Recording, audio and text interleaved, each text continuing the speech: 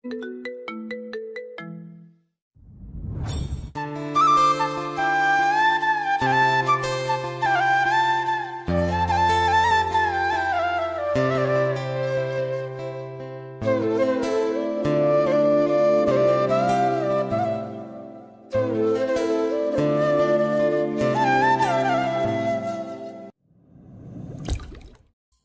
সমাজের একজন সম্মানিত ব্যক্তি, কিন্তু আপনার ছেলে একটা মেয়েকে দর্শন করার চেষ্টা করেছে। আর বাদীপক্ষ বলছে যদি ওকে গ্রেপ্তার না করে তাহলে আন্দোলন করবে। তাই আমরা ওকে ধরে নিয়ে এসেছি। দুপুর থেকে কারাগারে বন্দী হয়ে আছি। কোন অপরাধের কারণে সেটা জানি না, কারণ প্রতিদিন আমি অনেক অপরাধী করি।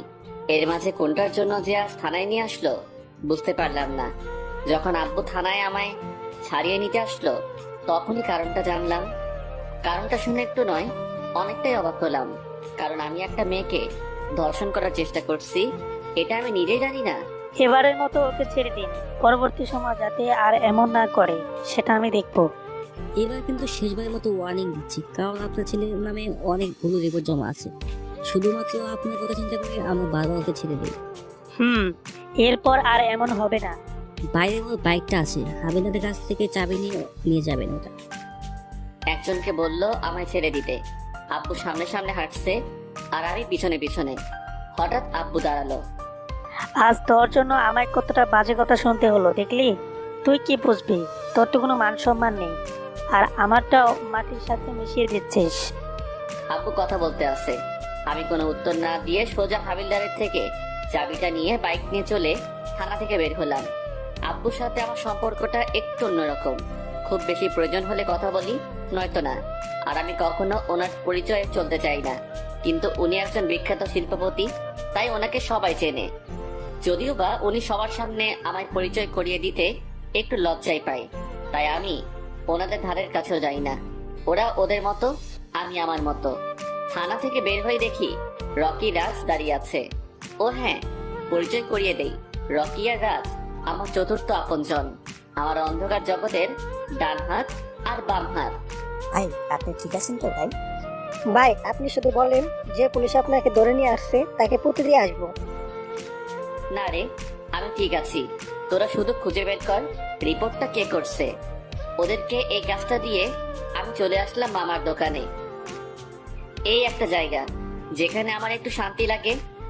মামা, রাত 12টা বাজে, এখনো দোকান বন্ধ করো নাই? মামা আমায় নিজের সন্তানের মতোই ভালোবাসে। ইনি হচ্ছেন তৃতীয় আপন ব্যক্তি, যে গত 3 বছরে আমায় একবারও ভুল বোঝেনি। মামার দোকান থেকে 1 প্যাকেট সিগারেট নিয়ে একটা ওখানে ধরালাম। এরপর মামার দোকান বন্ধ করে মামাকে বাসায় নামিয়ে দিয়ে বাসায় আসলাম। এসেই দরজায় ধামাধাম কয়েকটা লাথি দিলাম। আমার আবার অন্য সব ভালো ছেলেদের মতো কলিং বেল বাজানোর অভ্যাস নেই। আগে ছিল, এখন নেই। দরজা খুলে দিল আমার কলিজার টুকরো বোন রাফসি। রাফসি হচ্ছে আমার দ্বিতীয় আপনজন। ভাইয়া তুই ঠিক আছিস তো? তোকে মারিনি তো? পাগলি বোন আমার, পুলিশের সাহস আছে তোর ভাইয়ের গায়ে হাত দিবে? বাসায় ঢুকতে শুনি আব্বু আম্মুর সাথে রাগারাগি করছে। এতদিন তো শুধু মাস্তানি করছে, এখন আবার রেপও করা অভ্যাস করছে। কোথাও একটা ভুল হচ্ছে। কোনো ভুল হচ্ছে না, আমার মান সম্মান সব তুলোই মিশিয়ে দিল। ওকে বলে দেবা ওর মতো কোনো বকাটে ছেলের জায়গা আমার বাসায় নেই। শুরু হয়ে গেছে। তুই ফ্রেশ হয়ে আয়, আমি খেতে দিচ্ছি। খাবো না রে, যা ঘুমা। আর এই নে তো চকলেট। আমি সারাদিন যাই করি না কেন, আসার সময় বোনটার জন্য চকলেট নিতে ভুলি না। ইন্টারে পড়ে কিন্তু স্বভাব ছোটদের মতো। রাফসিকে পাঠিয়ে দিয়ে আমি আমার রুমে চলে আসলাম। রুমে এসে শুয়ে পড়লাম। একটু পরে আমার রুমে কেউ একজন এসে লাইট জ্বালিয়ে দিল। ঠোঁটের কোণে একটু হাসি নিয়ে চোখ খুললাম, কারণ আমি জানি এখন কে আসছে। প্লেটে খাবার, হাতে আম্মু। এটা আম্মুর রোজকার রুটিন। এই হা কর, খেয়ে নে। হুম। আমি জানি তুই এতটা খারাপ না যে কাউকে ধর্ষণ করবি। কি হয়েছিল রে? আমি নিজেও ঠিক করে জানি না আম্মু, তবে কাল পরশুর মধ্যে তোমায় জানাবো। আমি আমার সব কাজ রাতে এসে আম্মুকে বলি, আর ইনি আমার সব থেকে আপনজন। রাতে আম্মুর হাতে খেয়ে ছাদে চলে আসলাম। এরপর একটার পর একটা সিগারেট শেষ করলাম। এরপর রুমে এসে ঘুমিয়ে পড়লাম। আমার রাত শুরু হয় ভোর 4টা আর সকাল হয় দুপুর 2টা। এই 2 সময়ে আমার সেই ভদ্রলোক সমাজসেবক বাপটার সাথে দেখা হয় না। যদি বা কোনোদিন দেখা হয়ে যায় শুরু করে দেয় লেকচার দেওয়া। এখন আমার পরিচয় দেই, আমি হচ্ছি সুমন। এলাকার সবাই সুমন ভাই, বকাটে, মাস্তান এসব নামে জানে। আমি সাধারণত এলাকার ছেলেদের মারামারি বেশি করি, কারণ অন্যের চোখে যেটা ভালো মনে হয় আর সেটা যদি আমার চোখে অন্যায় মনে হয় তাহলে সেখানে আমি তাণ্ডব চালাবই। আমি অন্যের পরোয়া করি না, নিজের মনটা যেটা বলে শুধু সেটাই শুনি। তবে আমি কখনো কোনো মেয়ের সাথে এমন করিনি যেটার জন্য আমায় জেলে যেতে হবে, কিন্তু সেটাই হলো। গতকাল কারণটা শোনার পর মাথা কিছুটা গরম হলেও কন্ট্রোল করেছিলাম। ঘুম থেকে উঠে ফ্রেশ হয়ে বাইরে এসে টেবিলের উপর থেকে একটা ব্রেড নিলাম, একটু খেলাম, এরপর একটু পানি খেলাম, এরপর একটা কমলা হাতে নিয়ে বের হতে যাব। সেই সময় আম্মু পিছনে ডেকে ডাকলো। কিছু বলবো আম্মু? তোর আব্বু ঠিক করেছে, পাশের বাসার মেয়ের সাথে তোর বিয়ে দেবে। পাশের বাসার তাঞ্জুকে তোর কেমন লাগে? তাঞ্জু সেটা আবার কে? আমি চিনি না। আর আম্মু তুমি ভালো করে জানো এসব কিছু বেকার, আমি কাউকে বিয়ে করব না। আর ওই ভদ্রলোকের নাম ভাঙিয়ে তো কোনো দিন না, তো এসব চিন্তা বাদ দাও। আমি এসব বলে চলে আসলাম।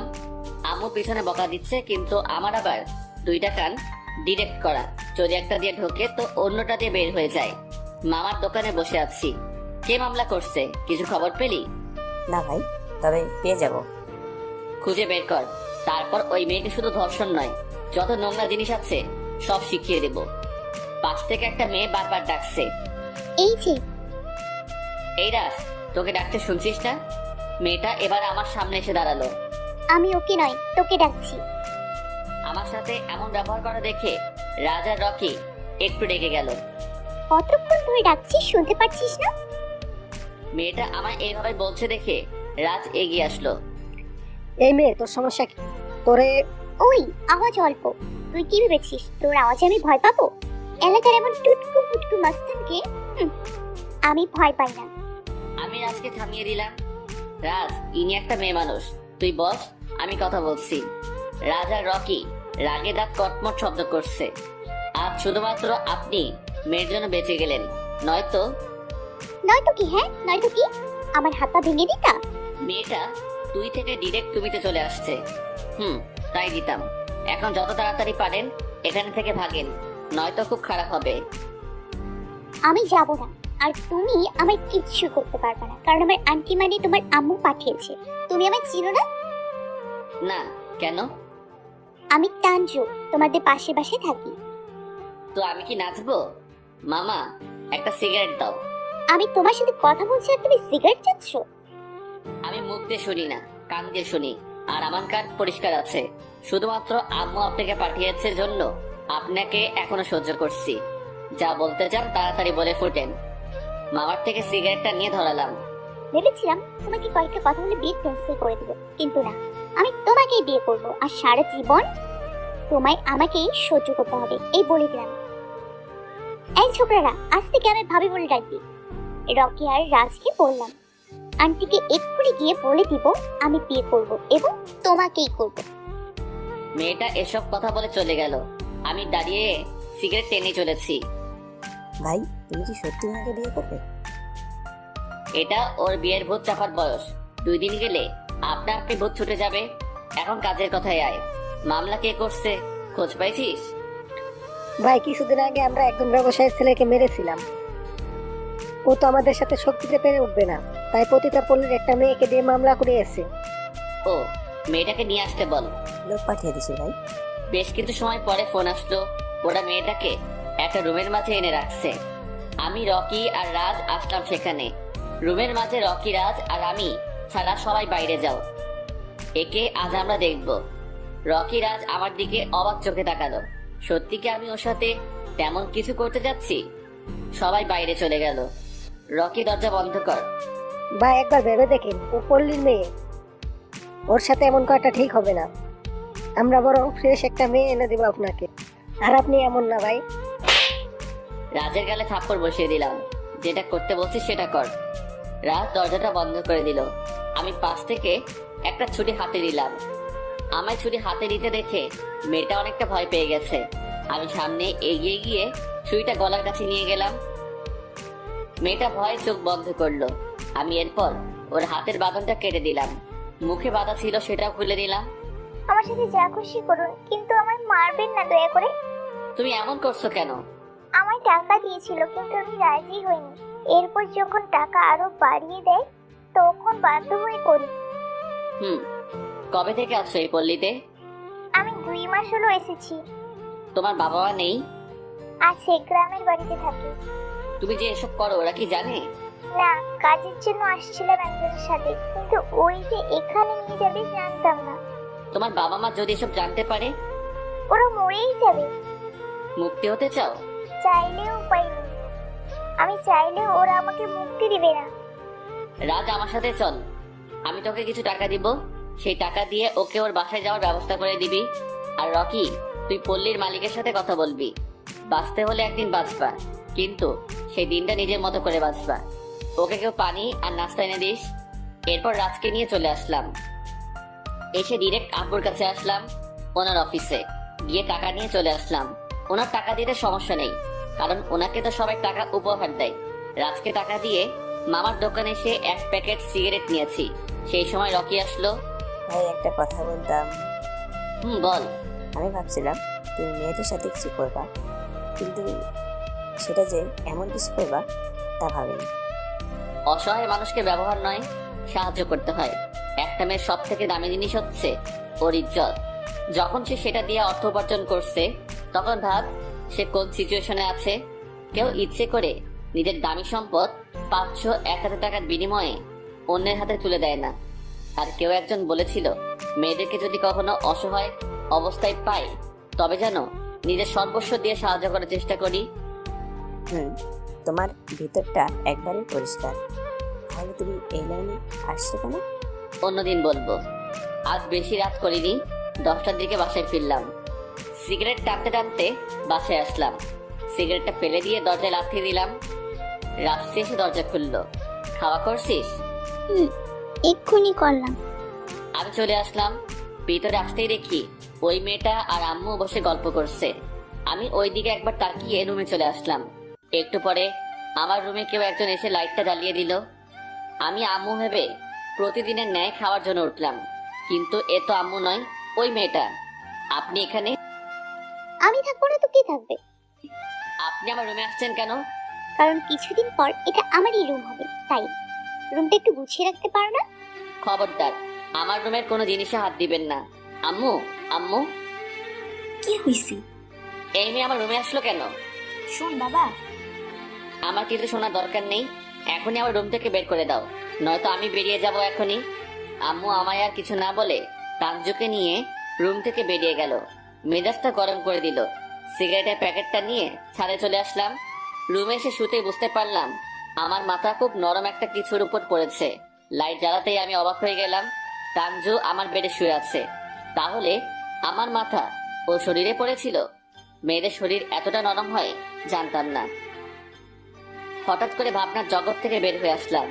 এরপর ওর হাত ধরে টেনে তুললাম। এই মেয়ে, আপনার সমস্যা কি? আমার কোনো সমস্যা নেই। আর তোমার কি কোনো কমন সেন্স নেই? ঘুমের মানুষকে কেউ এভাবে তোলে? বেশি জ্ঞান না দিয়ে তাড়াতাড়ি রুম থেকে বের হয়ে যাও। আমি যাব না। আবার শুয়ে পড়লো।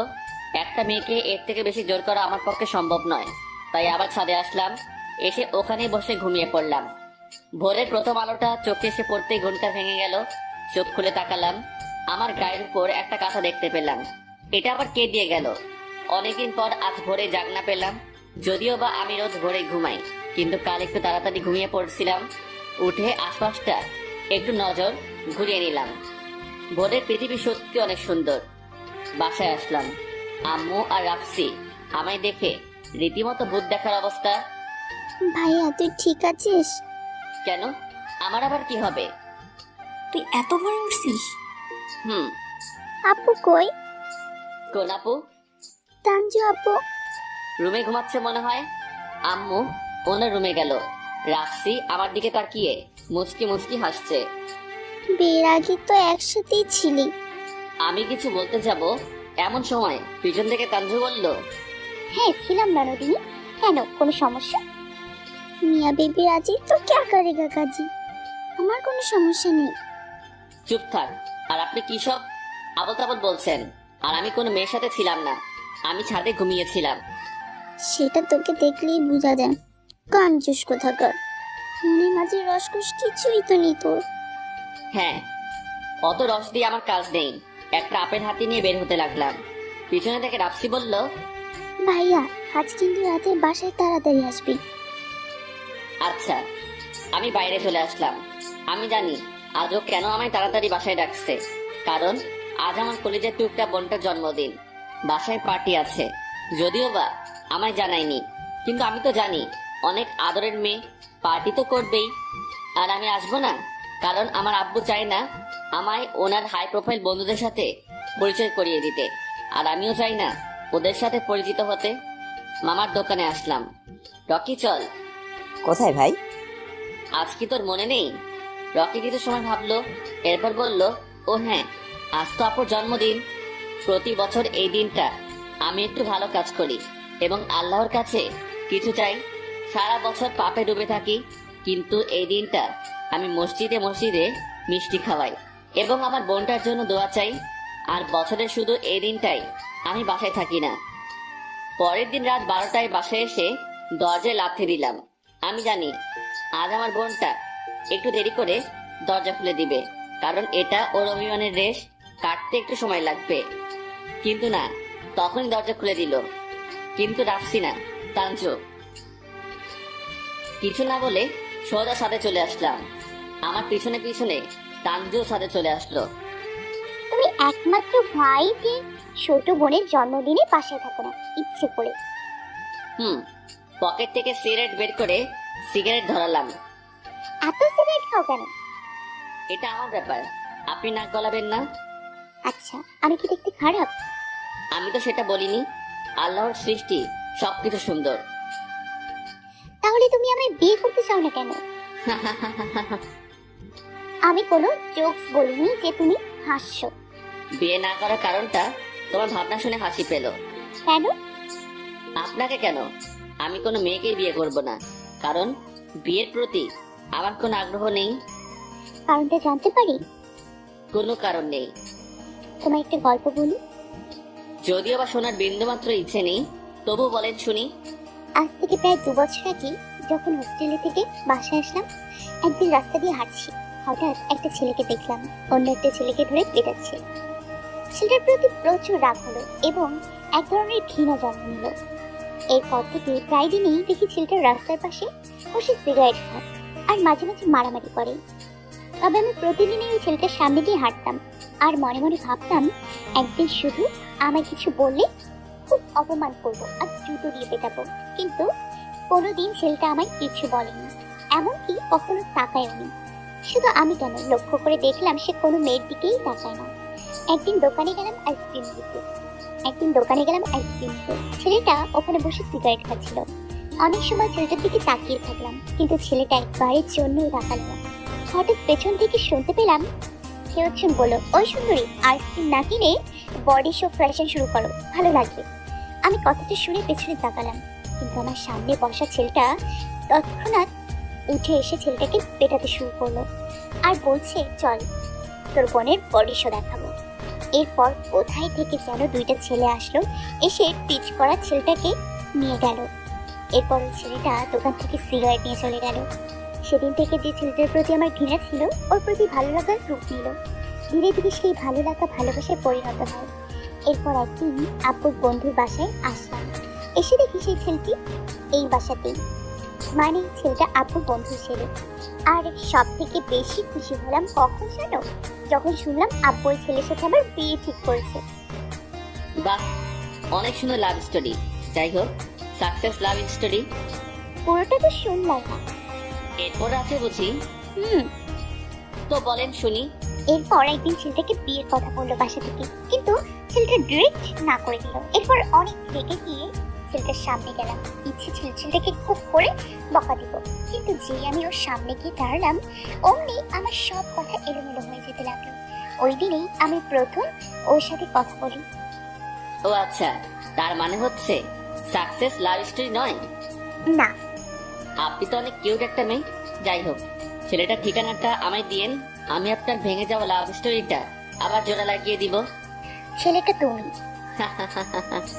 এতক্ষণ তাহলে আমায় আমার মহাকাব্য শোনানো হলো, আর শালা আমি বোকার মতো শুনলাম আর বাহবা দিলাম। আমার লাভ স্টোরিটা সাকসেস করে দিবা না? কোনো দিনই সম্ভব নয়। আমি চলে যেতে লাগলাম, তানজু আমার হাত ধরে আটকালো। হাত ছাড়ুন। কেন সম্ভব নয় সেটা তো বলো। আমার জীবনটা সম্পূর্ণটাই অনিশ্চিত। অনেকে আছে যারা চাতক পাখির মতো একটা সুযোগের অপেক্ষা করছে আমার উপর হায়নার মতো আক্রমণ করার জন্য। আর আমি এটাও জানি আজ হোক বা কাল আমায় ওদের হাতে চিরতরে শায়িত হতে হবে। তুমি তো সবার ভালো করার চেষ্টা করো। যারা ধনীর অন্যায় আবদার পূর্ণ করে তাদের কোনো শত্রু থাকে না, কারণ দিন এনে দিন খাওয়া মানুষগুলো বড়লোক নামের হায়নাগুলোকে ভয় পায়। তাই তারা নিজেদের ক্ষতি হওয়ার পরও মুখ বুজে সব সহ্য করে, কখনো মুখ ফুটে একটি কথা বলে না। কিন্তু যারা ধনীর বিপক্ষে গিয়ে কোনো গরিব মানুষের ভালো করার চেষ্টা করে তার শত্রুর কমতি থাকে না। যাই হোক, এত কিছু আপনার মাথায় ঢুকবে না, তবে মাথায় যে বিয়ের চিন্তা ঢুকছে সেটা বের করে দিন, আপনার জন্য ভালো হবে। আচ্ছা ঠিক আছে, বিয়ে চিন্তা বাদ দিতে পারি, তবে একটা শর্তে। কি? তুমি যদি আমায় তোমার সাথে সব সময় রাখো আর আমায় বন্ধু করো। বন্ধু করতে পারি, কিন্তু সাথে রাখতে পারবো না, কারণ আমি চাই না কোনো মেয়ে আমার আশেপাশে থাকুক। তাহলে বন্ধু তো হতে পারি। আচ্ছা, তবে বিয়ের ভূত মাথা থেকে ঝেড়ে ফেলতে হবে। আচ্ছা ঠিক আছে, একটা রিকোয়েস্ট করি। হুম। আমায় যদি তুমি করে বলতা তাহলে খুব খুশি হতাম। আচ্ছা ঠিক আছে। আমি আর কোনো কথা না বলে চলে আসলাম রুমে, এসে শুয়ে পড়লাম। সকালবেলা মুখের উপর কিছু সুরসুরি দিচ্ছে, চোখ খুলে দেখি আমার মাথার কাছে তানজু বসে আমার মুখের উপর হেলে আছে। আমি চোখ খুলে দেখে কিছুটা চমকে গেলাম। তুমি? কেন, অন্য কাউকে আশা করেছিলে? না, কিন্তু তুমি আমার রুমে এভাবে আমার পাশে। ভাবলাম তোমায় ডাকি, ভোরটা একটু দেখো। এই ভোর দেখার জন্য আমার এই সুন্দর ঘুমটা নষ্ট করে দিলা? দেখো না একবার, ভালো লাগবে। আমার ভালো লাগার দরকার নেই, যাও তো। আসো তো, ওঠো। না, তানজু জোর করে ধাক্কা দিয়ে আমায় তোলার চেষ্টা করছে। এই, তুমি বোঝো না? আমি বলছি যে আমি যাব না। তানজু কিছু সময় আমার দিকে তাকিয়ে থাকলো, আমি আবার শুয়ে পড়লাম। এরপর তানজু উঠে বাইরে চলে গেল। আমি কিছু সময় শুয়ে থাকলাম, কিন্তু কেন জানি না ঘুম আসছে না। তানজুকে এভাবে বলাটা উচিত হয়নি, মেয়েটা কত শখ করে আসছিল। আর শুয়ে না থাকে উঠে ফ্রেশ হলাম, এরপর বাইরে আসলাম। কিন্তু তানজু কোন রুমে থাকে সেটাই তো জানি না, কোথায় কোন রুমে গিয়ে খুঁজবো, দূর ভালো লাগে না। ছাদে চলে আসলাম, এসে দেখি তানজু ছাদে দাঁড়িয়ে আছে, তবে মনে হচ্ছে কান্না করছে। তুমি কি কান্না করছো? কই না তো। সরি, আমার ওভাবে বলা ঠিক হয়নি। ঠিক আছে, আমি কিছু মনে করি না। কি জন্য রাখছিলা? কিছু না, এমনি। তুমি নাকি ভোট দেখাবা? কিন্তু তুমি তো দেখবা না। আমি তো দেখার জন্য আসলাম। সত্যি? হুম। চলো হাঁটতে যাই। তানজু আর আমি একসাথে হাঁটতে বের হলাম। কোনো নিরপরাধ মানুষকে যদি আমি সামান্য ধমক দেই, তবে সেটার জন্য আমার সারাদিন মন খারাপ থাকে, যতক্ষণ না তার সাথে ভালো করে কথা বলছি। তানজু আর আমি হাঁটছি, হাঁটতে হাঁটতে অনেক দূর চলে আসছি। তানজু বকবক করতেই আছে, আমি চুপচাপ শুধু শুনে যাচ্ছি আর মাঝে মাঝে হ্যাঁ করছি। অনেকটা পথ হাঁটলাম, চারদিকে আলো উঠে গেছে, বাকি কিচিরমিচির করছে। হঠাৎ করে দুইটা বাইক আমার সামনে এসে দাঁড়ালো। বাইকের ছেলেগুলো হেলমেট পরা, কাউকে চিনতে পারছি না। তো দাদাগিরি করিস, আর কেমন করবি? রোজ যা করি আজও তাই করব। আমি তানজুকে একটু দূরে যেতে বললাম, যাতে কোনো আঘাত না লাগে, কারণ আমি জানি এখন ওরা আমায় আক্রমণ করবে। ওরা ধীরে ধীরে আমার দিকে এগিয়ে আসছে। আমি নিজেকে প্রোটেক্ট করার চেষ্টা করছি, কিন্তু ওরা চারজন ছিল, তাই যদিও বা জানি আমি ওদের সাথে পেরে উঠবো না, কারণ আমি কোনো তামিল মুভির নায়ক নই যে ফু দিলেই ভিলেন 10 হাত দূরে পড়ে যাবে, তবুও শেষ চেষ্টা করছি। এর মাঝে পকেটে একবার হাত বুলিয়ে দেখলাম যে ফোনটা আছে কিনা, কিন্তু ফোনটা বাসায় রেখে আসছি। কিছু সময় নিজেকে প্রোটেক্ট করার পর হঠাৎ মাথায় খুব জোরে একটা আঘাত আমায় অজ্ঞান করে দিল। এরপর আমার আর তেমন কিছু মনে নেই। দূর থেকে কয়েকজন লোক দৌড়ে আসছে আমাদের দিকে, আর ওদের মাঝে একজন বলল, আজকের মতো বেঁচে গেলি। আমি অজ্ঞান অবস্থায় পড়ে রইলাম। এরপর যখন জ্ঞান ফিরল, নিজেকে হাসপাতালের বিছানায় দেখতে পেলাম, পাশে রাত্রি বসে আছে। আমার চোখ খুলতে দেখে রাপসি দৌড়ে বাইরে গেল। একটু পরে আম্মু, রকি, রাজ আর তানজু আসলো। এখন কেমন লাগছে বাবা? আমি ঘাড় না দিয়ে বললাম ভালোই। ঠিক তখনই ডাক্তার চলে আসলো। ডাক্তার এসে সবাইকে বাইরে চলে যেতে বলল। সবাই বাইরে গেল। ডাক্তার মনে হয় ঘুমের ইঞ্জেকশন দিল, তাই একটু পরে ঘুমিয়ে পড়লাম। যখন ঘুম থেকে উঠলাম তখন আমার পাশে শুধু তানজু আমার হাতের উপর মাথা দিয়ে ঘুমিয়ে আছে। মনে হয় এখন অনেক রাত, হাসপাতালের ভিতর কিছু বোঝার মতো উপায় নাই। কিছু সময় আমি তানজুর দিকে তাকিয়ে থাকলাম। হঠাৎ একগুচ্ছ চুল ওর মুখে এসে পড়লো। তখনই আমি ওর দিকে মুখ ফিরিয়ে নিলাম। একটু পরেই তানজু জেগে গেল। তুমি কখন জাগলা? এই তো একটু আগেই। সরি, আমার জন্যই আজ তোমার এই অবস্থা। আরে না, ওটা আমার কপালে ছিল। আর আমার কপালটা বরাবরের মতোই খারাপ। এই জন্য বলেছিলাম আমার জীবনের সাথে তোমার জীবন জড়ানো যাবে না, কারণ আমি এই আছি এই নেই। কিন্তু এখন কয়টা বাজে? ভোর হয়ে গেছে, 5টা বাজে। ডাক্তার কি বললো? মাথায় একটু আঘাত পেয়েছো আর বাম পাটা ভেঙে গেছে। ঠিক হতে 15 দিন লাগবে। এই 15 দিন হাঁটাচলা করা যাবে না। এরপর তানজু আমায় আপেল কেটে দিল। সকাল হতেই রকি আর রাজ এসে হাজির। ভাই এখন কেমন আছেন? মোটামুটি ভালোই। কোনো খবর পেলি কে ছিল? ভাই ওরা সবাই হেলমেট পরা ছিল, তাই যারা দেখছে তারা কেউ চিনতে পারেনি। আমি 15 দিন বাসায় থাকবো। এই 15 দিনে যেভাবে পারিস যত ছেলে লাগে খুঁজে বের কর কে কে ছিল ওরা। ওদের ঘাড়ে কয়টা মাথা সেটাই দেখবো। ঠিক আছে ভাই। রকি আর রাজ কিছু সময় আমার পাশে বসে থাকলো, এরপর চলে গেল। এভাবে প্রায় 3 দিন কেটে গেল হাসপাতালে। তানজু সব সময় আমার সাথে থাকে। আম্মু আর আপসি দিনে আসে, সারাদিন থাকে, আবার রাতে চলে যায়। এই কয়দিনে আব্বুকে একবারও হাসপাতালে আসতে দেখলাম না। তানজু, আব্বু হাসপাতালে আসেনি? এসেছিল তো, কিন্তু তুমি তখন ঘুমিয়ে পড়েছিলে। এখান থেকে আমায় রিলিজ দেওয়া হবে কবে? এত তারা কেন? এখান থেকে সম্পূর্ণ সুস্থ হয়ে বাড়ি ফিরবেন। তাহলে সব গেল। কেন?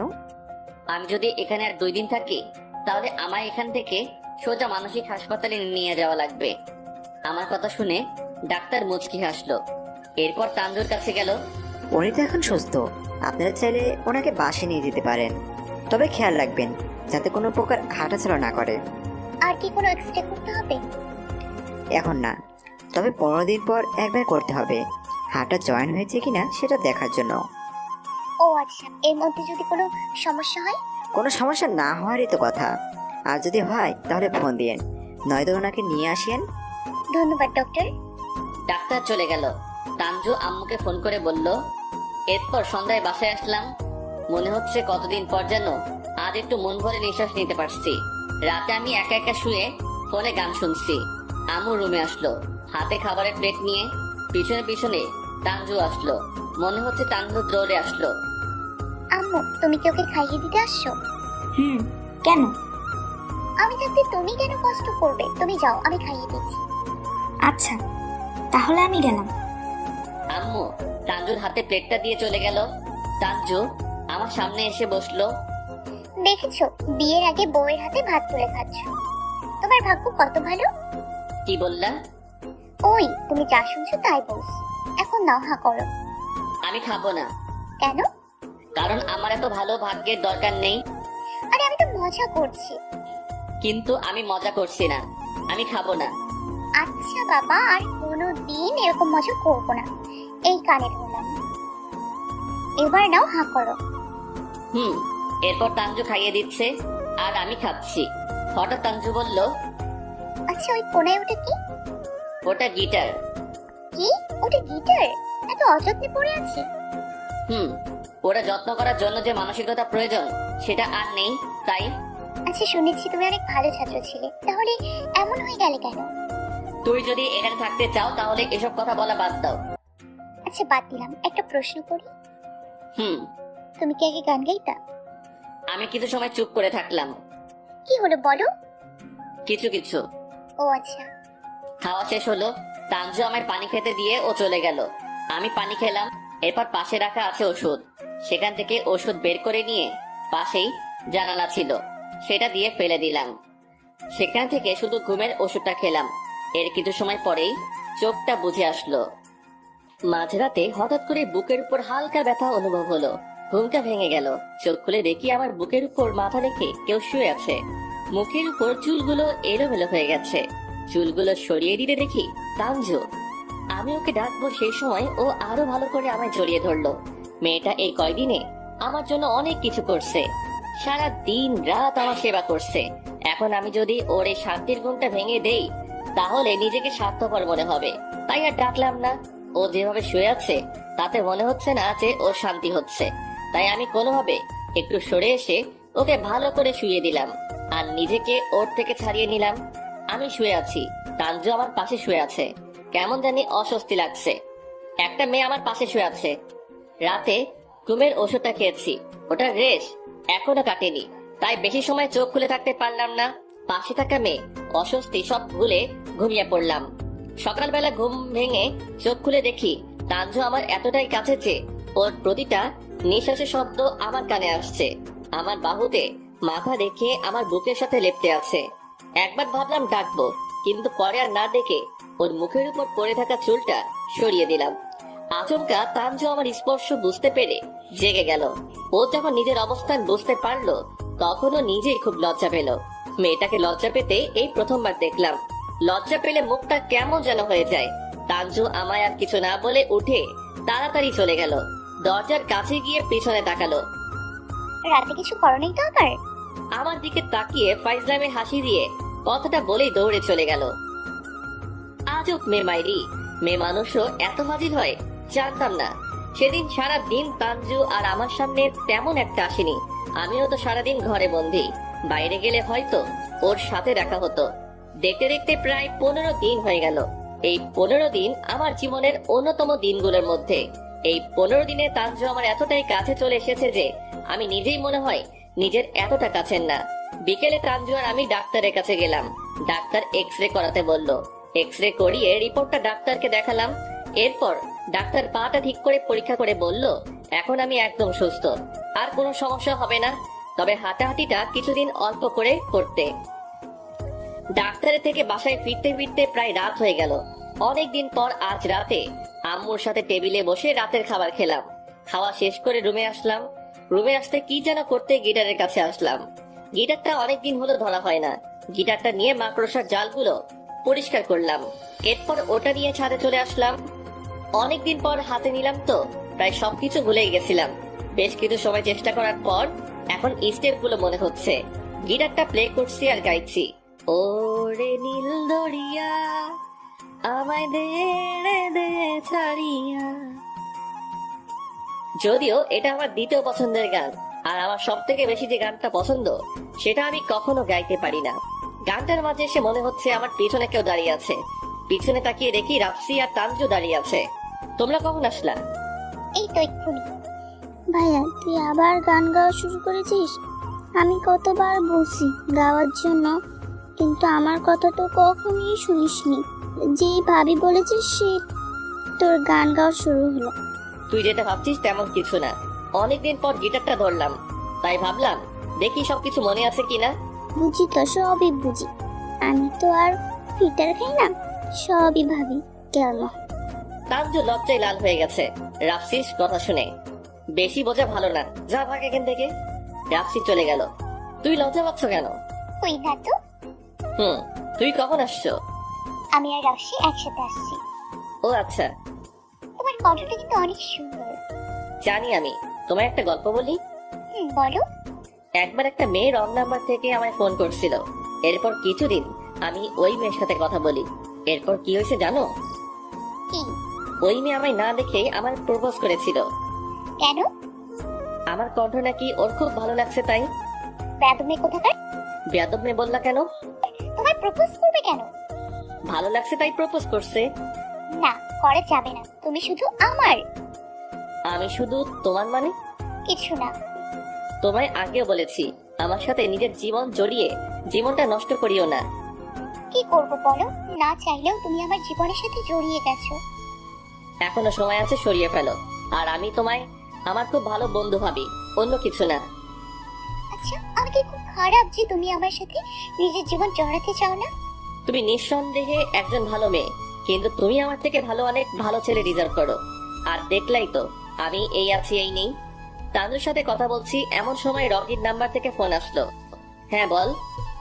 ভাই ওদের 4 জনের খোঁজ পাইছি, কিন্তু ওরা 4 জন এখন এই শহরে নেই, শহরের বাইরে। ওদের তো লিডার একজন আছে, সেটা কে? গতবার এলাকায় গরিব মানুষের ট্রাঙ্ক চুরি করার জন্য আমরা যে নেতা ছেলেকে পিটাইছিলাম সেই ওদের পাঠিয়েছে। ও আচ্ছা, ছেলেদের রেডি থাকতে বল। এখন রাখলাম, ফোনটা কেটে দিলাম, রুমের দিকে যাচ্ছি। তুমি কিন্তু আমার একটা প্রশ্নের উত্তর দাও। কি প্রশ্ন? তুমি কেন এই পথে চলে গেলা? এই প্রশ্নটা কিছুদিন আগে করেছি, কিন্তু উত্তর পাইনি। কিছু কিছু জিনিস না জানাই ভালো, সবকিছু সবার জানতে নেই। তানজু মন খারাপ করে ছাদে দাঁড়িয়ে রইলো। আমি চলে আসলাম। পরের দিন দুপুরে নেতার ছেলেকে রকি আর রাজ কিছু ছেলে পাঠিয়ে তুলে এনেছে। মামার দোকানে বসে সিগারেট টানছি। ফোনটা কেঁপে উঠলো। রকি ফোন করছে। হ্যাঁ রকি বল। ভাই নেতা ছেলেকে তুলে এনেছি, তোরা এখন কোথায় আছিস? ক্লাব ঘরের পিছনের রুমে। তোরা থাক, আমি আসছি। ফোনটা কেটে দিয়ে বাইক নিয়ে চলে আসলাম ক্লাব ঘরের পেছনের রুমে। নেতার ছেলেকে দেখে শরীরটা জ্বলন্ত আগুনের মতো জ্বলতে লাগলো। কোনো কথা না বলেই আগে গিয়ে ওর গালে একটা সজোরে থাপ্পড় বসিয়ে দিলাম। তোর সাহস হয় কি করে তুই আমায় অ্যাটাক করিস? এই রকি, এর মুখের বাঁধন খুলে দে। রকি এসে মুখের কাপড়টা খুলে দিল।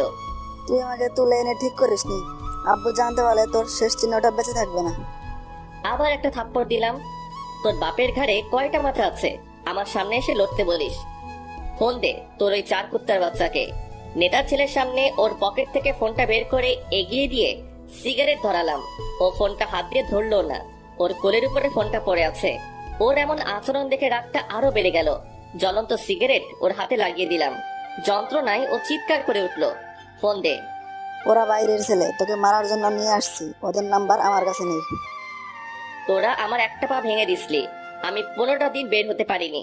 আজ আমি তোর এমন অবস্থা করব যাতে করে তুই নিজের পায়ে দাঁড়াতে না পারিস। এই রুমটা সাধারণ, আমরা এসব কাজের জন্য মানে মারামারির জন্য ব্যবহার করে থাকি, তাই মারার সব জিনিস হাতের কাছেই থাকে।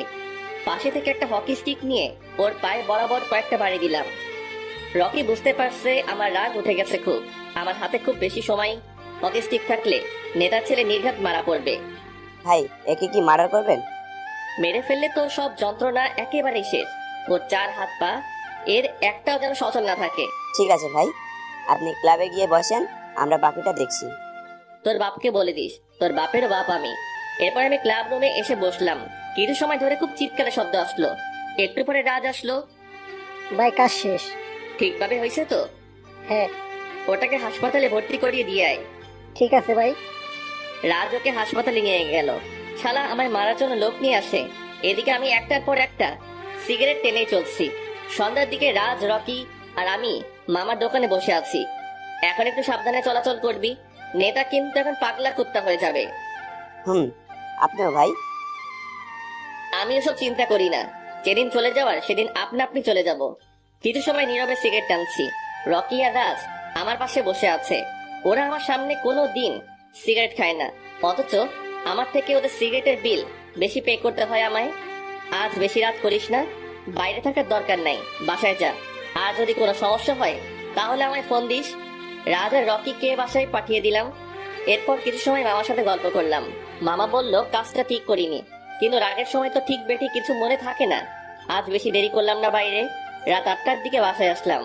বাসায় এসে রুমে ঢুকে আমি অবাক, এটা কি আমার রুম? আমি তো কনফিউজড, কারণ এত সুন্দর করে রুম শেষ কবে গোছানো ছিল সেটা ভুলেই গেছি। কিন্তু রুমটা গোছালো কে? রাপসিকে ডাকলাম। রাপসি, এই রাপসি। ভাইয়া, রুম কি তুই গুছিয়েছিস? আমার আর কাজ নেই তো, তানজু আপু করছে সব। ও তানজু কই? ছাদে মনে হয়। ও আচ্ছা, তুই যা এখন। রাপসি চলে গেল। আমি ছাদে চলে আসলাম। তানজু হাতে কি যেন একটা, তবে তানজু খুব মনোযোগ দিয়ে সেটা পড়ছে। ছাদের লাইটের এই হালকা আলোয়। কি করো? চমকে গিয়ে আমার মুখোমুখি দাঁড়ালো, তবে হাতে জিনিসটা পিছনে রাখলো যাতে আমি দেখতে না পাই। ওই কিছু না তো। পিছনে কি লুকালে? কিছু না। দেখি কি ওটা। তানজুর সাথে জোরাজোরি করে ওর হাতটা পিছন থেকে সামনে আনলাম। ওর হাতে যেটা দেখলাম তাতে আমার মাথায় হাই স্পিডে রক্ত চলাচল শুরু করলো। রাগের মাথায় তানজুর গালে সজোরে একটা থাপ্পড় দিলাম। তোর সাহস কি করে তুই আমার পারমিশন ছাড়া আমার ডায়েরি পড়ছিস? তানজুর হাত থেকে ডায়েরিটা কেড়ে নিলাম। ডায়েরিটা হাতে নিয়ে চলে আসলাম রুমে। রুমে এসে ডায়েরিটার দিকে তাকিয়ে আছি। কিছু সময় ডায়েরিটার দিকে তাকিয়ে থেকে হঠাৎ করে তানজুর কথা মনে হলো তানজুকে এভাবে থাপ্পড় দেওয়া উচিত হয়নি। ডায়েরিটা টেবিলের উপর রেখে আবার ছাদে আসলাম। তানজু এখনো ছাদে আছে, তবে কান্না করছে। সরি, তোমায় এভাবে থাপ্পড় দেওয়া উচিত হয়নি। না ঠিক আছে, তোমার জিনিস, তোমার উচিত ছিল তোমার পারমিশন নেওয়া। আমি ক্ষমা করে দিও। তানজুকে আমার দিকে ঘুরিয়ে নিলাম, এরপর ওর চোখের পানি মুছে দিলাম। আমি গেলাম। তানজু চলে যেতে নিল, আমি ওর হাত ধরে আটকালাম। তুই ডায়েরিটা কতটুকু পড়েছো? একটু আগেই হাতে নিয়েছিলাম, রুম গোছানোর সময় ওটা পেয়েছিলাম, কিন্তু তখন দেখার মনে ছিল না। একটু আগে খাওয়া দাওয়া করে হাতে নিলাম, তার একটু পরেই তুমি চলে আসলা। তুমি জানতে চাইছিলে না আমি কেন এবং কিভাবে এই পথে চলে আসলাম? এরপর আমি তানজুকে বলতে শুরু করলাম, আজ থেকে কয়েক বছর আগে আমি প্রথম থেকে বাসায় না থেকে সবসময় বাইরে থেকে পড়াশোনা করছি। সবসময় ভালো ভালো স্কুল কলেজে পড়ছি। খুব ভালো ছাত্র না হলেও ভালো ছাত্রের লিস্টে আমার নামটা ছিল। তখন আমি সবেমাত্র প্রথম বর্ষ বাসা থেকে দূরে একটা কলেজে ভর্তি হলাম। কলেজের পাশেই একটা বাসায় উঠলাম। নতুন কলেজ, নতুন জায়গা, সব অপরিচিত মুখ, পরিচয় কেউ নেই আশেপাশে। প্রথম কলেজে কয়েকদিন গেলাম, এরপর থেকে আর কলেজ যাওয়াও হয় না, কারণ কলেজ 9টা থেকে আর আমার ঘুমটা ভেঙে যায় 11টায়। সারা রাত ফেসবুকিং আর সারাদিন ঘুম, আর সময় পেলে একটু পড়াশোনা করি। এভাবেই কেটে গেল বেশ কিছুদিন। হঠাৎ ফেসবুকে একদিন একটা মেয়ের আইডি থেকে রিকোয়েস্ট আসলো। আমি বরাবরই কারোর কাছে রিকোয়েস্ট দেই না, আর কার কার রিকোয়েস্ট আসে সেটাও বেশি চেক করি না। কিন্তু এই আইডিটা একটু ঘুরে দেখলাম, প্রোফাইলটা দেখে অনেক ভালো লাগলো, তাই অ্যাকসেপ্ট করলাম। সেদিন আইপিএল খেলায় মুম্বাই আর দিল্লির খেলা হচ্ছে। মুম্বাই আমার পছন্দের টিম, তাই এর খেলা মিস দেই না। টিভির সামনে বসে আছি, তোর মুম্বাই খেলতে পারে না, এত টিপ টিপ করে খেললে হবে? ছয় দেখি না কোনো বছর থেকে। ফোনটা হাতে নিয়ে ওয়াইফাই অন করে ফেসবুকে ঢুকলাম। একটু পরেই একটা মেসেজ আসলো স্নিগ্ধামো আইডি থেকে। হাই, হ্যালো, কেমন আছেন? আলহামদুলিল্লাহ, আপনি? আলহামদুলিল্লাহ। কি করছেন? এই তো বসে বসে খেলা দেখি। আপনি? কিছু না, খাওয়া দাওয়া করেছেন? না, আপনি? রাতের খাবার কখন খাবেন? ঠিক নেই, খেতেও পারি নাও খেতে পারি। কেন? এমনি। আপনি না খেলে জিএফও তো খাবে না আপনার। ডিরেক্ট বলেই তো পারেন যে জানতে চাচ্ছেন জিএফ আছে কিনা। এইভাবে অপমান না করলেও পারতেন। আমি কখন অপমান করলাম আপনাকে? এই যে বললেন আমি না খেলে জিএফও খাবে না। ঠিকই তো বলছি। থাক, আর কিছু না বলি। বাসা কই আপনার? রংপুর। আপনার? গাজীপুর। এইভাবে কিছু সময় চ্যাটিং করার পর যখন মুম্বাই ব্যাটিং এ আসলো, তখন বাই বলে খেলায় মনোযোগ দিলাম। আমার একটা রুটিন হয়ে গেছিল, সবার যখন ঘুম ভাঙে তখন আমি ঘুমিয়ে পড়ি। খালা এসে রান্না করে দিয়ে যায়। সকালবেলা ফোনটা কাঁপতে শুরু করলো। ঘুম ঘুম চোখে ফোনটা চিরুনি তল্লাশি করে বের করলাম। হ্যালো। কই তুই? জাহান্নামে চৌরাস্তায়। আসবি? না, আমার এত ভালো জায়গায় যাওয়ার ইচ্ছা নাই। সকাল সকাল বকবক করিস না, কি বলবি বল তাড়াতাড়ি। তাড়াতাড়ি কারমাইকেল ক্যাম্পাস আয়। কেন? মারু ভাবি আসছে। আচ্ছা, তোরা কিছু সময় থাক, আমি আসছি। ফোনটা কান থেকে নামিয়ে আবার ঘুমিয়ে পড়লাম। একটু পরে আবার ফোন আসলো। কই রে তুই? এই তো দোস্ত, রাস্তায়। কুত্তা এখনো ঘুমাচ্ছিস? তুই থাক, আমরা চলে গেলাম। আচ্ছা, আল্লাহ হাফেজ। কুত্তা আবার আচ্ছা বলিস? 10 মিনিটই চলে আয়। আচ্ছা। ফোনটা রেখে উঠে বাথরুমে আসলাম। ফ্রেশ হয়ে রেডি হয়ে কারমাইকেল ক্যাম্পাসে আসলাম। কই আছিস তোরা? বাংলা মঞ্চের সামনে আয়।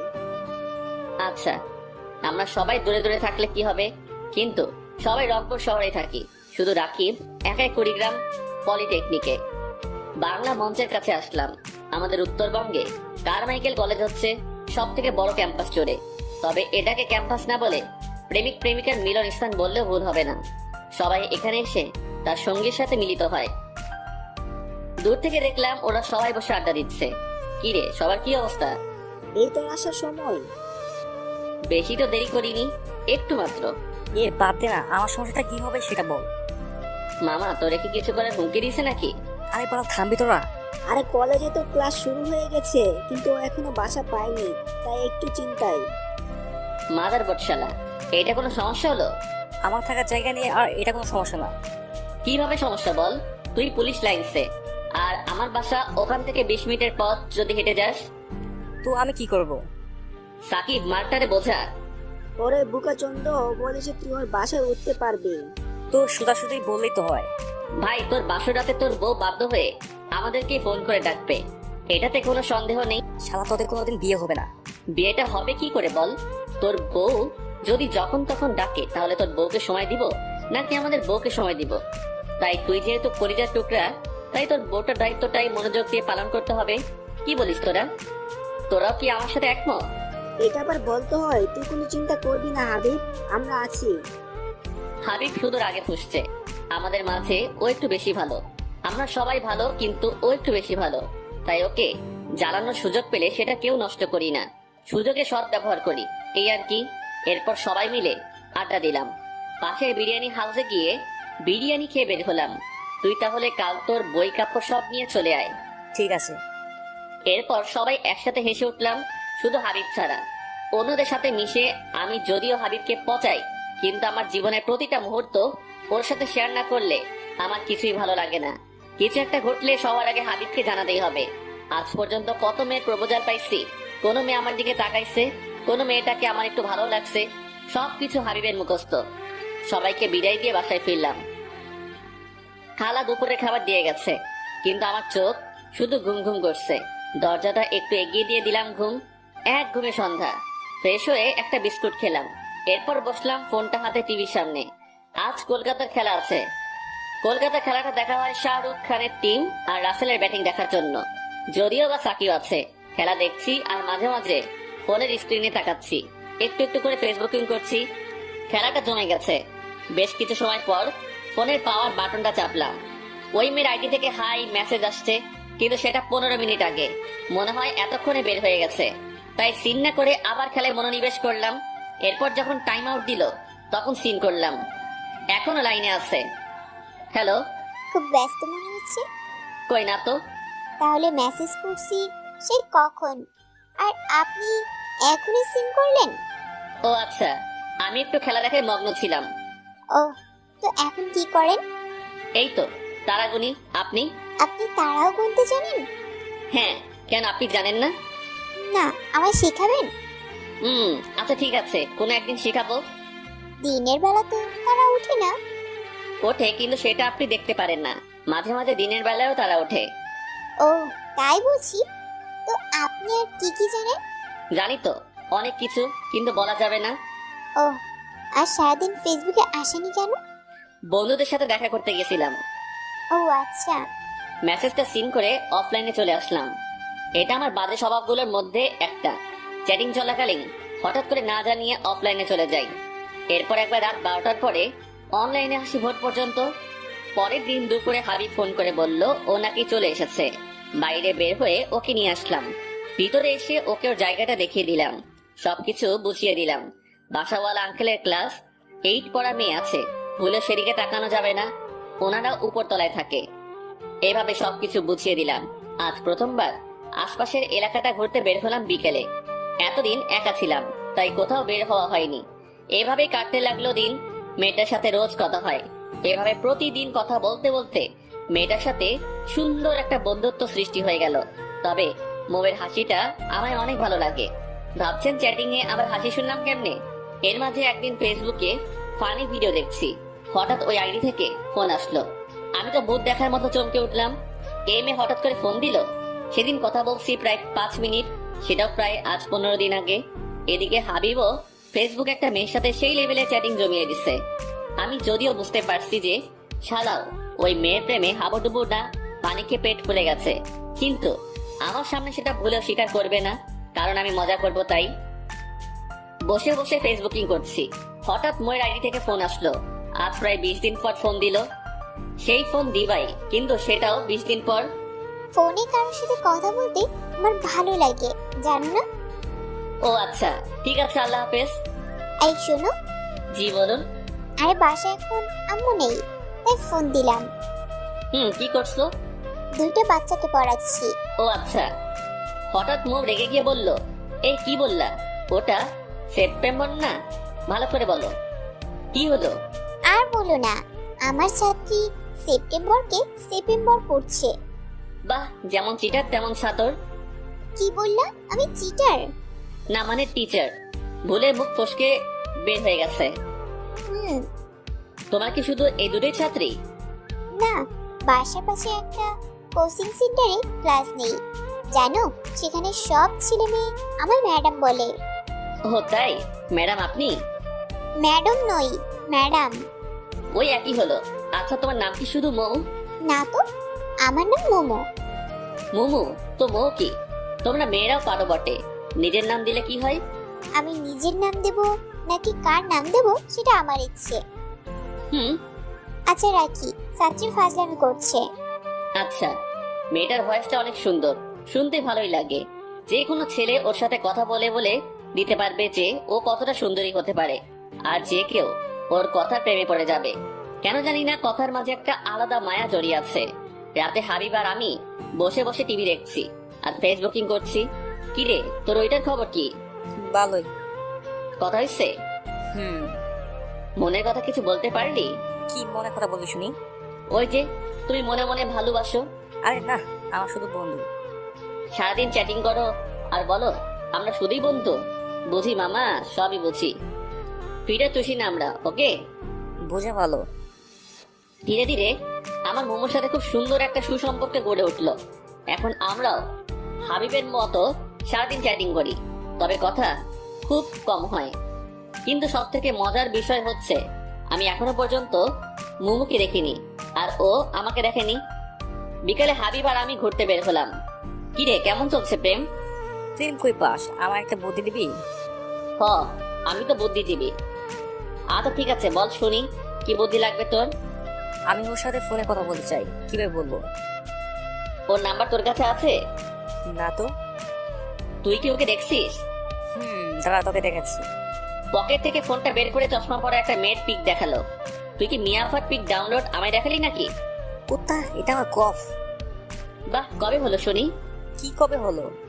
এই যে বললি তোর গফ, সেই গফটা কবে হলো? আর ওটা তো বলে বলে ফেলেছি, তবে ভালো লাগে রে। হুম। মোমোর সাথে আমার শুধু রাতে কথা হয়, দিনের বেলা তো আমার ঘুমাইতেই চলে যায়। আর আমার মনে হয় মোমোকে আমার কিছুটা মনে ধরছে, কারণ ইদানিং ওর কথা ভাবতে কেন জানি খুব ভালো লাগে। তাহলে আমি কি ওর কণ্ঠের প্রেমে পড়ে গেলাম? না, এটা কি করে হয়? ফেসবুকে কি কখনো প্রেম হয়? কি করো? ভাবি, কি ভাবো শুনি? আমি যদি তোমার থেকে তোমার পিক চাই, তাহলে তুমি কি দিবা নাকি দিবা না সেটাই ভাবছি। তাই? তা ভেবে কি পেলা? এখনো তো ভাবছি। আচ্ছা তুমি বলো তো, আমি যদি পিক চাই তাহলে তুমি কি দিবা? যদি দাও তো পিক চাইবো, আর যদি না দাও তো চাইবো না। মুমু মেসেজটা সিন করে রাখলো, রিপ্লাই করলো না।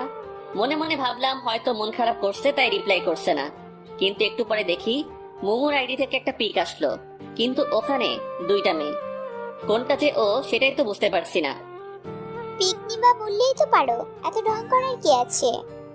সেটা না হয় বুঝলাম, কিন্তু এদের মাঝে কোনটা তুমি? সেটা তো আমি বলবো না, তুমি বলো তো কোনটা আমি। আমি অনেকক্ষণ পিকটার দিকে তাকিয়ে রইলাম, কিন্তু বুঝতে পারছি না কোনটা ও। যদি এমনি একটা বলি আর যদি ভুল হয় তাহলে ও খুব মন খারাপ করবে, এটা শিওর। কারণ মেয়েদের মন আবার একটু নর্মাল হয়, ছেলেদের মতো ব্যান্ডেড নয়। একটুতেই এদের মন খারাপ হয়ে যায়। দুইটা মেয়ের মাঝে একটা মেয়ে মাথায় হিজাব পরা, অন্য মেয়েটার হিজাব নেই। আর মোমো বলেছিল ও 5 ওয়াক্ত নামাজ পড়ে, তাহলে এটাই ও। আমি তখন ওটাকে মার্ক করে পাঠিয়ে দিলাম। মোমো নীরবতা দেখে মনে হচ্ছে ভুলজনকে সিলেক্ট করছি, তাই একটু ভয় ভয় হচ্ছে। কিন্তু কিছু সময় পর যখন রিপ্লাই দিল তখন খুবই শান্তি লাগলো, কারণ আমি ঠিক ছিলাম। হাতে পদ্ম ফুল নিয়ে দাঁড়িয়ে থাকা মেয়েটাই মোমো। এবার তোমার পালা। আমার পালা মানে? তুমি পিক দাও। কেন? তুমি আমার পিক নিলা, এখন তুমি পিক দিবা। আমি গ্যালারিতে গিয়ে আমাদের গ্রুপ পিকটা খুঁজে বের করলাম, এরপর ওকে পাঠিয়ে দিলাম। এটা কি? কেন? আমার পিক তুমি তো চাইলে। কিন্তু এটা তো গ্রুপ পিক। খুঁজে বের করো। কিভাবে? আমি যেভাবে করলাম সেভাবে। আচ্ছা ঠিক আছে, তোমায় কাল পর্যন্ত সময় দিলাম বলেই অফলাইনে চলে আসলাম। এইভাবেই কাটতে থাকে আমাদের দিন। প্রায় 1 বছর কেটে গেল আমাদের বন্ধুত্বের। একদিন হঠাৎ করে মনের কথাটা বলে দিলাম, কিন্তু মোমো না করলো সরাসরি। সেদিন খুব কষ্ট হয়েছিল। এরপর কিছুদিন কথা বলা বন্ধ করেই দিলাম। 3-4 দিন পর মোমো ফোন দিল। কিছু বলবা? তুমি আমার সাথে কথা বলো না কেন? এমনি। তুমি আমার সাথে কথা বলতে চাও না? এবার আর কিছু বললাম না, চুপ করে থেকে কিছু সময় পর ফোনটা কেটে দিলাম। একটু পরে একটা মেসেজ আসলো, আচ্ছা ঠিক আছে, আমি তোমার প্রস্তাবে রাজি। তবুও প্লিজ ঠিকভাবে কথা বলো। মেসেজটা সিন করে বের হলাম। এরপর 2 দিন আমাদের খুব সুন্দর সময় কাটলো। ওর কেমন কাটছে সেটা ঠিক বলতে পারবো না, তবে আমার খুব ভালোই কাটছে। একটা কথা বলি, হুম। কিছু মনে করবে না তো? না, বলো। আমি কিছুতেই নিজেকে মানিয়ে নিতে পারছি না। আমার মনে হয় আমরা বন্ধু হিসেবেই ভালো থাকবো। আমি চুপ হয়ে গেলাম। এরপর ভাবলাম কারো মনের বিরুদ্ধে তার সাথে প্রেম করা ঠিক না, তাই ওকে বলে দিলাম, ঠিক আছে, তাহলে তুমি যেটা চাইছো সেটাই হবে। আবার ওর সাথে বন্ধুত্বে গেলাম, কিন্তু নিজেকে সামলে নিতে বেশ কিছু সময় লাগলো। এরপর থেকে বন্ধুত্ব। কিছুদিন পর এক বন্ধুর সাথে বাজি লেগে মোর ফেসবুক পাসওয়ার্ড নিলাম। যদিও বা বাজি জিতে গেলাম, কিন্তু বিনিময়ে আমার ফেসবুক পাসওয়ার্ডটা দিতে হয়েছে। আমি আমার পরিচিত ছাড়া অন্য কারোর সাথে কথা বলতাম না, তাই জন্য পাসওয়ার্ডটা দিয়েছি। শুধু বলে দিছিলাম মারুফ, রাকিব, হাবিব, সাকিব এদের ইনবক্সে না ঢুকতে। এরপরে একদিন কি যেন মনে করে ওকে বলেছিলাম যে কলেজে একটা মেয়ের সাথে প্রেম করব। সেদিন ও আমায় খুব বকেছিল, কারণ আমি প্রেম করলে নাকি আমার শাকচুনি গপ ওর সাথে আমায় কথা বলতে দিবে না, তাই আমার প্রেম করা যাবে না। কিছুদিন পর আমার সদ্য করা একটা পোস্টে কোন এক মেয়ে আই লাভ ইউ লিখে কমেন্ট করছে। এটা দেখে মোমো খুব রেগে যায়। সেই সাথে আবার সেই মেয়ের সাথে আমি কিছু সময় কথা বলছি, এটা সহ্য করতে পারিনি। তোর প্রেম করার খুব শখ, তাই না? তুমি তুই করে বলছো কেন? তুই ওই মেয়ের সাথে চ্যাটিং করছিস কেন? দেখলাম যে মেয়েটা কেমন। দেখো, রাগ উঠাইও না। তুমি আর ওই মেয়ের সাথে আমি বলবো না। কেন? আমার সহ্য হয় না। তাই আমার মেসেজটা সিন না করে চলে গেল। পরের দিন সকালবেলা আই লাভ ইউ মেসেজ পেলাম মোমো নাম্বার থেকে। এরপর থেকে চলতে থাকে আমাদের লাভ স্টোরি। প্রায় 2 বছর আমাদের রিলেশন হয়ে গেল। আজ হঠাৎ মোমো ফোন দিয়ে বলল ওর বাসা থেকে বিয়ের জন্য চাপ দিচ্ছে, কিছু একটা করতে। সেদিনেই বাসায় আসলাম। এসে আম্মুর সাথে কথা বললাম। আম্মু আব্বুর সাথে কথা বলতে বলল। রাতে যখন আব্বু আসলো তখন আব্বুর সাথে সাথে কথা বললাম। আব্বু মোমোর বাসায় কথা বলতে চাইলো। পরের দিন সকালবেলা কিছু করলা, আমি কিন্তু তোমার কাছে চলে যাবে যদি আমায় বেশি জোর করে। আরে পাগলি, সেটা করতে হবে না। আমি আব্বুর সাথে কথা বলছি, উনি তোমার বাসায় কথা বলবে বলছে। আব্বুকে বলো না যাতে একটু তাড়াতাড়ি কথা বলতে। আচ্ছা। এরপর আব্বুর কাছে গিয়ে মোমোর বাসার নাম্বার আব্বুকে দিলাম। এরপর জানি না ওনাদের মাঝে কি কথা হয়েছে, তবে বুঝতে পারলাম যেটা কথা হয়েছে সেটা খুব ভালো কথা হয়নি। সারাদিন আর মোমোর সাথে কথা হয়নি। রাতে যখন মোমো ফোন দিল, আজকেই তোমার সাথে আমার শেষ কথা। মানে? আম্মু বলছে আমি যদি তোমার সাথে কথা বলি বা কোনো যোগাযোগ করি তবে উনি আমার সাথে আর কোনো সম্পর্ক রাখবেন না। আর আমার কাছে আমার পরিবার সব কিছু উপরে। কিন্তু আমার অপরাধটা কোথায়? সেটা তুমি তোমার আব্বুকে জিজ্ঞেস করিও। তবে তোমায় মনের যে জায়গাটা দিয়েছিলাম সেটা আর কেউ কোনোদিন নিতে পারবে না। আগামী শুক্রবার আমার বিয়ে, ভালো থেকো। আমায় কিছু বলার সুযোগ না দিয়ে ফোনটা কেটে দিল। বুঝতেই পারলাম না কি হতে কি হয়ে গেল, তবে শুধু এতটুকু বুঝলাম আমার সব স্বপ্ন ধ্বংস হয়ে গেছে। আর সেটা আমার আব্বুর জন্য, কারণ আমার আব্বুর কথাগুলো কি রকম হতে পারে সেটা আমার ভালোভাবেই জানা। এরপর থেকে আমি এই পথে পিছনে তাকিয়ে দেখি তানজুর চোখ ভিজে গেছে। আমি আর আমার জীবনের সাথে কাউকে জড়াতে চাই না। তুমি প্লিজ আমার জন্য নিজেকে এবার বদলাও। কথা দিচ্ছি তোমায় ভালোবাসে ভরিয়ে দিব। আমি এভাবে ঠিক আছি। এবার প্লিজ আমায় তোমার জীবনের সাথে জড়িয়ে নাও। আমি তোমায় সবকিছু ভুলিয়ে দিব। আমি যদি আবার আগের মতো হয়ে যাই তাহলে সেটার ফল খুব বেশি একটা ভালো হবে না, সেটা বুঝতে পারছো? কিছুই হবে না। আমি যেখানে আছি সেই জায়গাটা আমি ছাড়লেও এই জায়গা আমার ছাড়বে না। তানজু কিছু একটা বলতে চেয়েছিল, কিন্তু আমি না শুনেই চলে আসলাম রুমে। পরের দিন সকালবেলা হঠাৎ করে ফোনের ভাইব্রেশনে জেগে গেলাম। হ্যালো। একটু হসপিটালে আসো তো। কেন? আমার একটা বান্ধবীর আম্মু অসুস্থ, এসো তাড়াতাড়ি। আমি পারবো না। প্লিজ আসো না। আচ্ছা আসছি। উঠে ফ্রেশ হয়ে বাইকে হাসপাতালের উদ্দেশ্যে বের হলাম। হাসপাতালে এসে তানজুর নাম্বারে ফোন দিলাম। হ্যালো। ওই তুমি? আমি তো হাসপাতালের নিচে দাঁড়িয়ে আছি, তোমরা কোথায় আছো? তুমি এখানে থাকো, আমি আসছি। আমি কিছু সময় দাঁড়িয়ে থাকলাম। একটু পর একটা মেয়ে আমার সামনে এসে দাঁড়ালো। আপনি তো সুমন, তাই না? হ্যাঁ, কেন? আমি তানজুর বান্ধবী, আসুন। মেয়েটা সামনে সামনে যাচ্ছে, আমি ওনার পিছনে পিছনে যাচ্ছি। এরপর তানজুর সামনে এসে দাঁড়ালাম। তোমার ব্লাড এ পজিটিভ, তাই না? কিন্তু কেন? ওনার রক্ত লাগবে। কিন্তু আমি রক্ত দিব না। তানজু অবাক হয়ে আমার দিকে তাকালো, সাথে মেয়েটিও। কেন? আমার রক্ত নিকোটিনে ভরপুর। আমি আর যাই করি না কেন, এই রক্ত কোনো মাকে দিতে পারবো না। ওনার এমার্জেন্সি রক্ত দরকার। আমি রক্ত ম্যানেজ করতেছি, সমস্যা নেই। এরপর রকিকে ফোন দিলাম। একটু পরে রকি কয়েকটা ছেলে নিয়ে আসলো। ওখানে থেকে একজন রক্ত দিল। রক্ত দেওয়ার পর হাসপাতাল থেকে বের হলাম। তানজুও আমার পিছনে পিছনে আসলো। শোন, সাবধানে বাসায় না, ক্লাবে যা, সবাই ওখানে থাকিস। আমি বাইকের চাবি দিলাম। তানজু এসে পেছনে বসলো। কি হলো? কি? তুমি কোথায় যাবে? তোমার সাথে বাসায় যাব। কেন?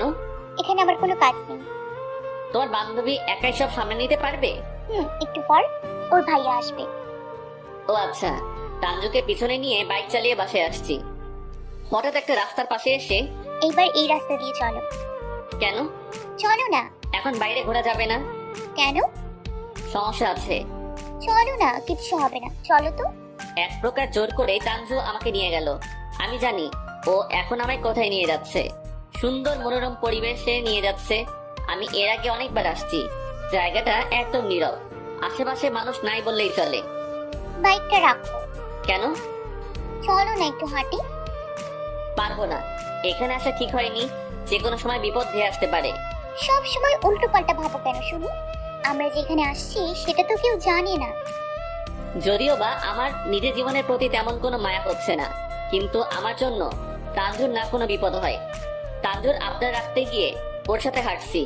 কিছু দূরে যাওয়ার পর হঠাৎ বুঝতে পারলাম কিছু একটা পিছন থেকে বা পাজরে বিঁধে গেল। পিছনে তাকাতেই দেখি দুইটা ছেলে বাইকে করে চলে যাচ্ছে।